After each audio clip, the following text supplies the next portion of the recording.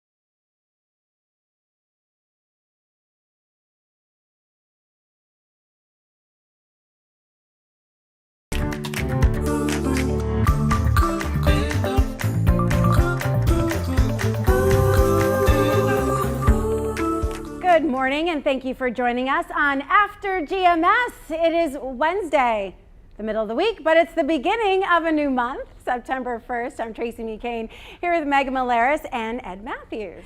Yeah, and it's going to feel a little more like fall on this meteorological first day of fall, Ed. So very exciting to feel that cool down heading our way. Yeah, I was celebrating it so much, meteorological first day here. I got up at midnight and came on into work to celebrate looking at weather charts. You know, that's what meteorologists do. And this meteorologist has been looking at radar very closely. Happy to report no severe weather and not much in the way of rain. I think rainfall amounts are going to be well under an inch, and it's looking less and less like we'll have any flooding rain out over the Blue Ridge. So I'm just loaded with good news this morning, though we will see some rain, so maybe a quarter to upwards of a half of an inch of rain. Now, having said that, if we do get an isolated storm this afternoon, we could get some, localized heavy rainfall, but I think any severe weather threat is going to be shifting down into eastern North Carolina. We'll get an update on the severe weather outlook coming up just after 9 o'clock this morning, and I will be posting that on social media.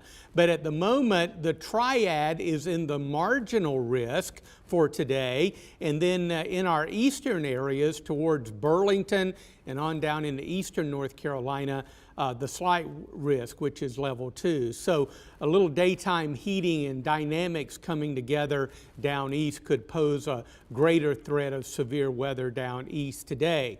The leftovers of Ida are becoming a non-tropical low pressure system, just the everyday low pressure that you see on our surface weather maps that we show you every day. It'll be moving through West Virginia at a pretty good clip this morning, tracking off to the northeast at about 24 miles per hour. So we're going to get it out of here pretty quickly, but it may produce some heavy downpours northern Virginia over Maryland. Already got some flood warnings over West Virginia this morning, and some of that heavier rain will move on up into Pennsylvania and even New England as that remnant low moves up through coastal New England tomorrow. Now, the system will push a cold front through our area early tomorrow morning, and in behind it, that big blue H there moving down out of Canada has some cooler and much drier, less humid air associated with it. And I tell you, beginning tomorrow and on into Friday and through the weekend, it's going to feel a lot more like fall here in the Piedmont. Pretty excited about that. Now we'll keep an eye on things, but I think in general, patches of light rain for us today. We'll keep an eye out for maybe a pop-up storm, but a low chance of that at this point. A high in the low 80s, and then what rain we do get will move out this evening. Partly cloudy later tonight. Tomorrow dry, a little breezy as the low pressure departs over New England and high pressure builds in. A little bit of a pressure gradient, but a beautiful day on Thursday. Friday, Saturday, Sunday, and even Labor Day are looking mighty fine. Look at those morning low temperatures there Friday and Saturday and even Sunday. How about upper 50s to near 60? You're going to love it. I love it already. Yeah. So we're going to be talking about our local forecast and especially the fall season in just a minute. But first, we have to talk about probably the most important story right now impacting people in Louisiana, especially. All of the damage that we're seeing, the footage is just unbelievable as people scramble to start their recovery process, and it's not going to be easy. While we talk about that, we want to give you a moment to type in any questions about what impact Ida could have here in the Triad, and Ed Matthews will answer those questions in just a little bit. So let's look at what is left behind now in Louisiana a couple days after this storm hit. More than 1 million people are without power. The deadly storm also left thousands of customers in the dark in southern Mississippi. Heat is a real problem. Heat indexes above 100 degrees. That is very dangerous, especially when customers are without power. Gas lines are also stretching thin as residents struggle with limited resources. The mayor of New Orleans has ordered a nighttime curfew as temperatures increase again. Right, so of course, you know, we're seeing what's happening in Louisiana and we're all heartbroken and devastated. You know, people don't have access to power, and that means they're hot. And not only that, but they can't cook for themselves, so they need the basics, food. Right. They're surrounded by water, but they can't drink it, so they need water. And they need, you know, electricity. It's just so, it's a reality check that, you know, things can happen in an instant. And even though you are riding out the store, you know, the after part, the recovery part is just as brutal for these families. And, you know, it's just a long process, and the journey starts now. Yeah, we saw some video earlier of rescue crews in boats going neighborhood to neighborhood in Louisiana, bringing bottled water to people who were wading waist deep in waters out of their homes. We've heard the water itself is dangerous as power lines are down. There are alligators in Louisiana that have caused problems too and impeding some of these rescue efforts underway. So our thoughts and prayers continue to be with the families there. And it's interesting how these hurricanes track and where they track and where they make landfall really makes a difference. I mean, we're hardly getting anything from Ida later today as the remnants move through. Yeah, and you know, when the storm moved inland a couple of days ago in Louisiana, 150 mile per hour sustained winds, and gusts were up to 160, 165, just incredibly powerful winds. And that wall of water, and we don't talk a lot about this, but that wall of water or the storm surge that comes inland from the ocean as the eye crosses the coastline was moving over a geographical area where the elevation is at, or in many locations, below zero. So we were talking about a 13 to 15 foot storm surge. So a large area of the Louisiana and Mississippi Delta were flooded just because of the ocean water that moved in. And then you put on top of that as much as 15 to 20 inches of rain. A lot of the video I've seen, everywhere you look, there's nothing but standing water. A lot of it is knee deep days after the storm has passed. Yeah, and the levees worked. Let's Thank keep God. that in mind. Yes. Imagine if they had not. Wow. I don't even want to. So here locally, we'll turn our focus to what we can expect, not the original, you know, douses of rain that were planned, kind of like getting off, not easy, but not as bad for sure. Yeah, I'm not letting my guard down, and I don't want to give our viewers the impression that I am. I want us to get through today. If we're looking good late today and into the evening, we are A-OK. But the storm and the energy and the deep layer moisture associated with it is moving on to the north now, and as it does, that will pose some heavier rain for areas of West Virginia, where we're seeing some flash flooding, and also into areas of Maryland, Northern Virginia, and even into Pennsylvania as well. Let's go over to the weather graphics, and I'll show you the radar, because I know you don't want to look at me forever. And I think we just kind of got into the topic and I didn't show you the radar. But anyway, I want to show you that. And I'm just happy to report, first of all, no severe weather. There were about 4 or 5 tornado warnings in Virginia late yesterday and overnight. And you guys showed some really impressive video of a funnel cloud up around the Radford, Virginia area. And this morning, everything has been quiet. So the energy with the leftover low is tracking to the north. It doesn't, or I should say it's looking less and less likely that we're going to see any flooding rain out over the mountains. They're getting light rain now. What we're getting here in the Triad is generally light. I say that, and we will keep an eye on the radar this afternoon. If we happen to get an isolated storm, that could produce a heavy downpour, and also that storm could rotate. So we still have a low end risk of a tornado as we go through the rest of today. Now you can see down east, so a little better chance of seeing the severe storms. Areas of eastern North Carolina will get a little bit more daytime heating, and that will be the energy that will get those storms going. So just wanted to show you those graphics one more time, just to show you that things are looking up and up, but we're still on guard throughout today. And then after today, we can relax. Yeah. Well, on the topic of rain, I asked on our feed, does your yard need rain? Because depending on where you live, you've either had a lot of it lately or maybe you've had just a trace of it. Carol said, no, then we will have to mow again too soon. Jessica said something similar, not at all. We just mowed our yard and it is water that just sits and the grass grows crazy fast. But then we heard from Carrie, who said her garden needs a little bit of rain. And that is the case this time of year. The rain that we've had recently, some areas may be getting an inch or so of rain, while a half a mile down the road, really no rain at all. And in the winter time, in the fall and the winter, when we get systems to move through, we get more of a widespread general rain. But in the spring and through the summer months, we generally get those kind of off and on showers, which can really dump some very heavy rainfall. So some areas are okay with rain, but other areas are still really quite dry.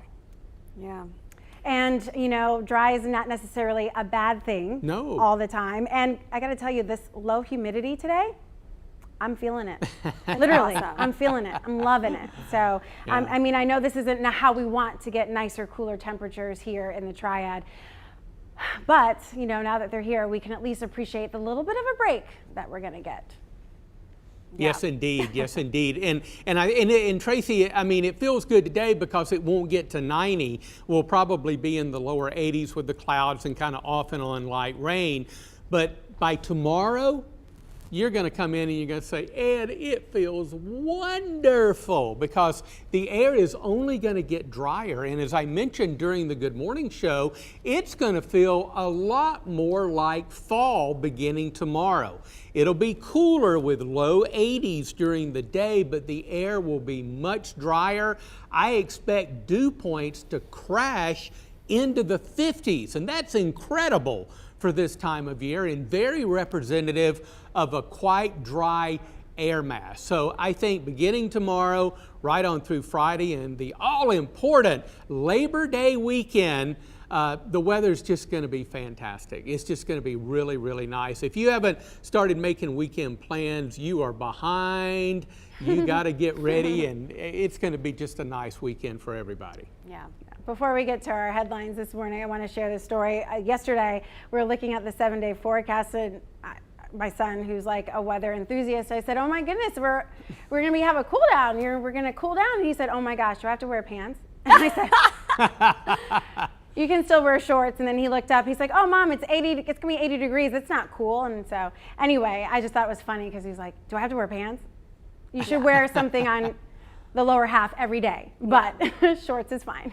Something about little boys in pants. I'm figuring that out with my 20-month-old too. They like shorts. They like their legs free. All right, let's get to our morning headlines. And we have another talker coming up about fall. So we'll start with this. Rescue teams are preparing for whatever Ida brings to North Carolina. Greensboro Fire Department sent a team back out to the western part of our state. Remember, there was a team in Haywood County after Tropical Storm Fred caused deadly flooding there. The Red Cross of the Greater Carolinas says a Greensboro volunteer is among the people helping down in the Gulf Coast right now, and the Red Cross plans to send more people down there too. Today, students and staff in Stokes County schools will be wearing masks in school buildings and on buses. It was the last Triad area school district to make that call to switch from mask optional policies. The district will revisit this in a couple of weeks.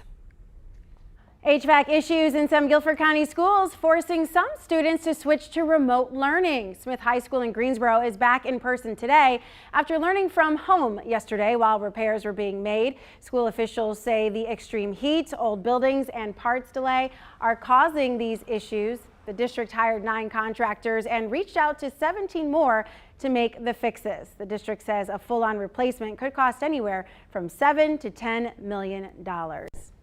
Most children return to school in person this year, and now all Triad school districts require masks, but the virus continues to spread in schools, and apparently, stress levels for parents probably on the rise. Our ITV's McMiller has some ways to help your family work through those feelings. Well, since the start of the pandemic, 1 in 5 children in the U.S. have felt anxious, according to JAMA Pediatrics. So although there is excitement with returning to school, we also have to acknowledge that students need support. Experts say parents can help by allowing their children to feel their feelings, acknowledge and validate those feelings while also helping children move through them. Parents can also help their kids by managing their own emotions. It's sort of like the difference between journaling to help get some difficult feelings out and letting your child know that you journal versus letting your child read your journal entries. So you wouldn't let your kid read your journal entries, but it might be helpful for your child to know, I also have some worries, and it helps me to write them down. An expert stressed it's important for parents not to put their anxiety on their children, encourage flexibility, and prepare children for potential changes when it comes to school.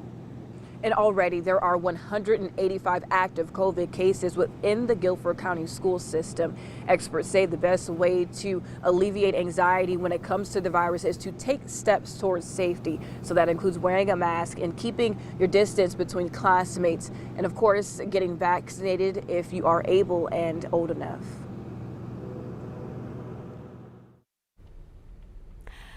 All right, we will be getting to our second conversation of the day. Tracy's making her way back over here. We had something technical going on, so I appreciate her help trying to fix that. We are asking in our second conversation what you're looking forward to this fall. Is it a specific event? Is it the general sense that fall is coming? Is it the weather? Start weighing in here on our feed while we talk about it.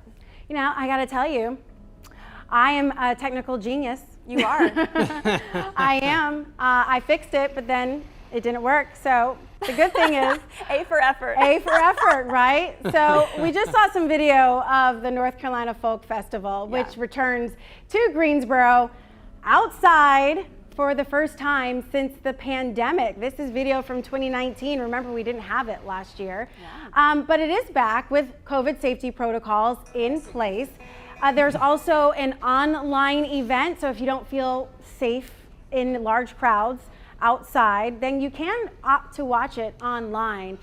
This is free for everyone, and they're performers. It's called the North Carolina Folk Festival because that's the history of the event. It used to have folk performers from all over the country, really, come to North Carolina, but now it's more of a combination of music and vendors and foods and artists. So you'll have R&B and hip hop, you'll have country and folk, you'll have, you know, just violinists and other instrumentals that on the stage. So it's a pretty great event.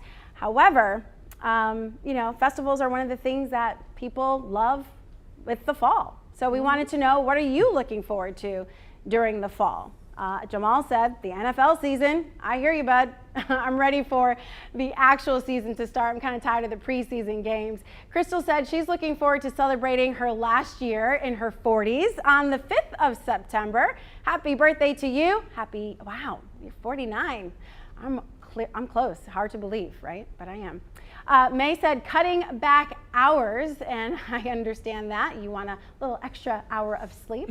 And Stephanie said the best part of August was meeting the love of my life. So she's going into September with a full heart. It's exciting. Love that. We heard from Danny, who said football, autumn leaves, cool breezes, and Thanksgiving. Fall is my fave. This viewer, Rita, said, I have a small candle business and I'm looking forward to releasing my new fall candles and wax melts next week. Rita, I put my fall candles out already too. Mary is looking forward to cool, crisp mornings. And we have one more here. Of course, from a viewer who's looking forward to what's known as the greatest homecoming on earth. Little Aggie pride for North Carolina A&T. Sharon's looking forward to a decrease in her energy bill. All good things. Definitely that. All right, Ed, you're talking about September and your vacation that is coming up. I love it when you get excited about vacation because that makes me excited for you. Well, I appreciate that. Another week of vacation coming up in a couple of weeks, but also I'm looking forward to the 10th of September because if you're talking about the climatology of hurricanes, that is actually the peak of the hurricane season. Now, supposedly, the amount of activity starts to decrease after the 10th of September. But I want to caution, not only do we have the month of September, but we've got all of October. And we've had some very ferocious storms. If you look back in history, some very ferocious storms in North Carolina, even as late as October. And I don't remember it specifically, but I talked to my grandparents at length all the time about Hurricane Hazel that devastated coastal North Carolina way back in 1954. And I'm looking, of course, forward to the cooler and less humid air. I think we're all excited about that. The fall colors. Fall is really my favorite time of the year. I like spring, but way too much pollen. You don't have to deal with the pollen this time of year, and fall is just a wonderful time. Yeah, we're hearing from some of our viewers who are looking forward to special events this fall. Joanne said she's looking forward to a wonderful event celebrating her 91st birthday with her family. Joanne, that is amazing. We so appreciate you tuning in every day. You are one of our regulars. Sandra is looking forward to cooler, less humid weather. And we heard from, let's see, there were a couple more. They disappeared here. But Tracy, you had a really cool milestone you're looking forward to coming up. I guess we can call it a milestone. Simone starts preschool next week, and I'm really excited for her. She's excited for herself, of course, but she's seen her big brother going to preschool, then pre-kindergarten, and then this year kindergarten. So she's ready to show everybody what she knows. And unfortunately, like me, she's also a know-it-all. So I hope she doesn't cause the teachers too much trouble. But I think she's going to enjoy it. Yeah, I'm excited for her. She doesn't seem to be nervous at all. So I feel a little bit better about it because I was super nervous with my son. But I just think it's because this was like, you know, school. Yeah.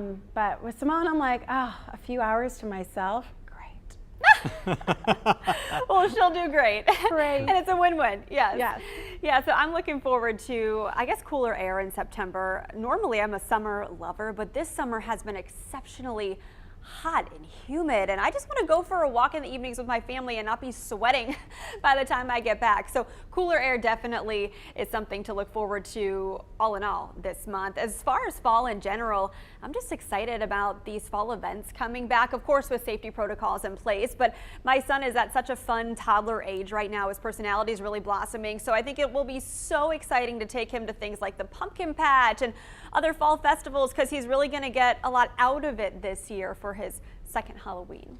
So. Aw, there are a lot of birthdays too. Carol Harris, her whole family seems to be celebrating birthdays in September. She said her birthday, her granddaughter, and her daughter's birthdays are all in September. Wow. She said, my granddaughter will be 5, my daughter 33, and she's turning 55. So happy birthdays to all of you.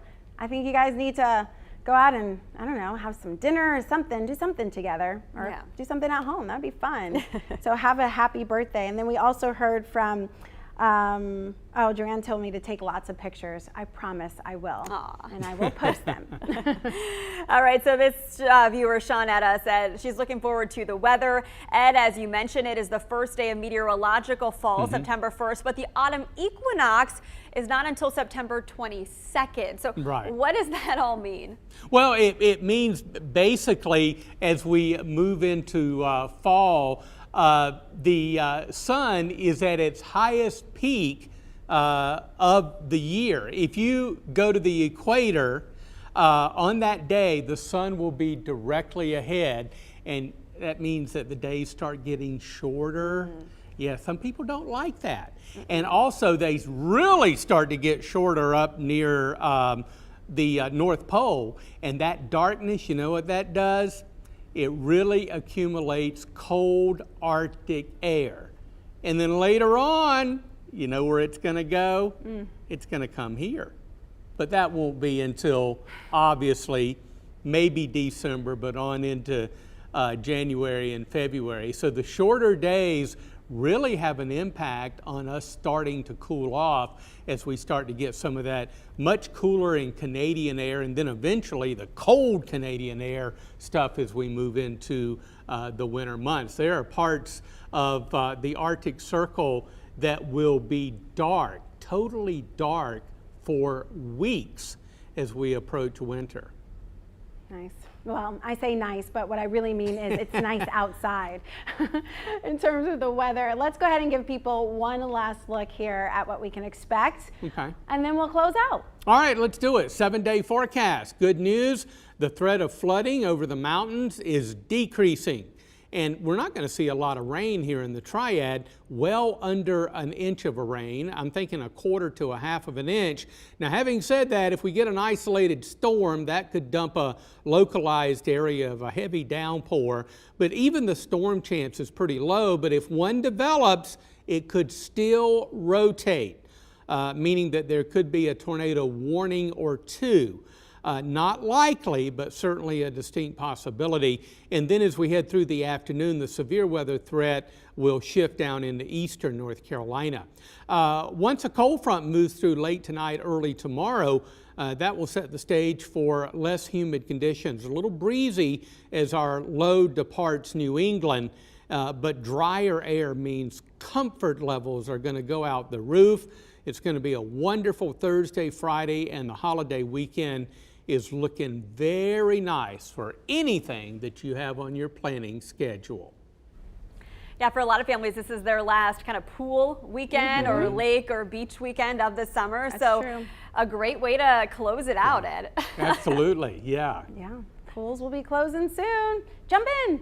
All right, thanks so much for jumping into all of our fun and excitement here on After GMS. We'll have another great show for you tomorrow. Be safe out there. Ed Matthews says don't let your guard down just yet. Not yet. But hopefully everything will be A-okay. All right, we'll see you tomorrow. Take care.